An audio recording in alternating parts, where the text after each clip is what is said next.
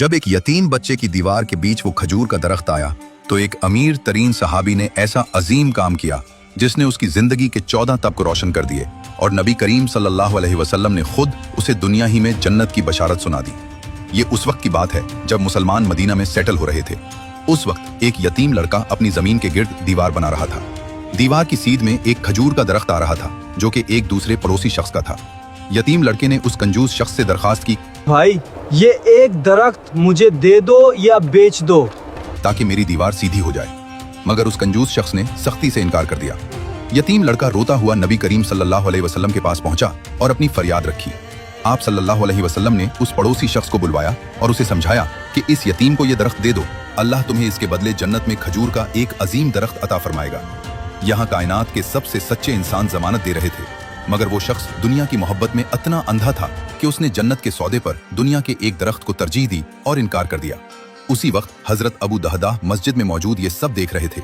उनके दिल में तड़प उठी कि काश ये सौदा मैं कर लूं।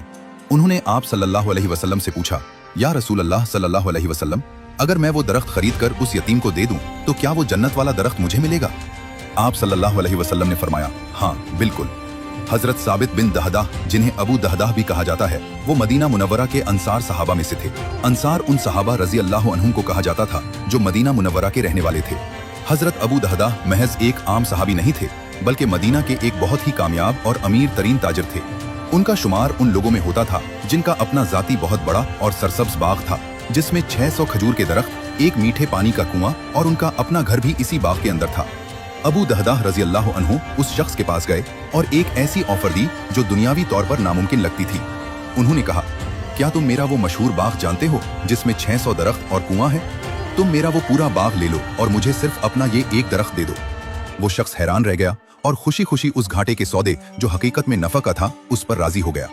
जब अबू दहदा रजी अल्लाह अन्हु ने वो दरख्त यतीम को तोहफा कर दिया और नबी सल्लल्लाहु अलैहि वसल्लम को बताया गया तो आप सल्लल्लाहु अलैहि वसल्लम बहुत खुश हुए और बार बार ये जुमला दोहराया, अबू दहदा के लिए जन्नत में कितने ही लदे हुए खुशे यानी खजूर के गुच्छे लटक रहे हैं।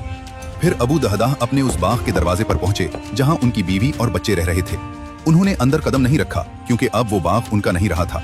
उन्होंने बाहर से अपनी बीवी को आवाज दी, ए उम्मे दहदा, बाहर निकल आओ, मैंने ये बाग अपने रब को बेच दिया है। उनकी बीवी उम्मे दहदा का जवाब तारीख का हिस्सा बन गया। उन्होंने कहा, ए अबू दहदा, आपने बहुत ही नफा बख्श तिजारत की है। फिर उन्होंने अपने बच्चों की जेबों और हाथों से वो खजूरें भी निकाल ली जो उन्होंने बाग से उठाई थी, ये कहकर के, बेटा ये अब हमारी नहीं रही, ये अल्लाह के पास चली गई हैं।